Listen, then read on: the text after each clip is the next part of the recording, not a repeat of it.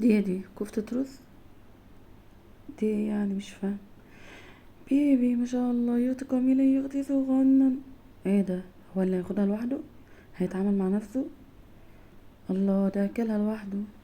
وبشكرها، طعمها جميل. الله. الله، كيكة كمان هيحلي. ده متعامل على طول، ما شاء الله جميلة. طعمها عجبك؟ جميلة، بشكرها، شكرا.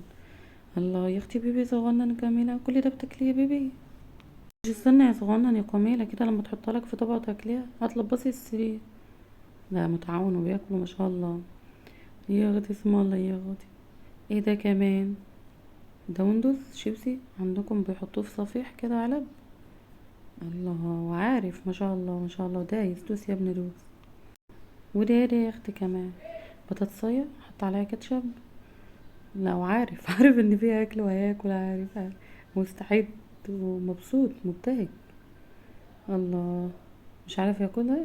مش عاجباه طعمها. كاتشب مش عاجبه طعمه. وليه القرف ده؟ لا، عارف يتعمل، هيقلبها وياكل ما شاء الله، اكلها ما شاء الله. الله، خلص بقى السندوتشات والكيك، خلص الحاجات الحادقة، هيحلي بقى ياخد فواكه. ثمرة فاكهة ما شاء الله. وعارف الله، فراولة هياكلها ان شاء الله. كميل حلينا وكلنا الفراولة.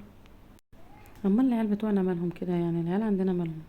العيال بتطفحونا عشان ناكل، بنجري وراهم. وانتي يا اختي، انت وهي حزينة بتجري وراهم بالشبشب وناخد التليفونات عشان ناكل. وتبقى شحطة 7 سنين ونقعد ناكلها بالمعلقة. الله، كمان هيحلي كمان موزة. كل دي يا ابني هتاكلها؟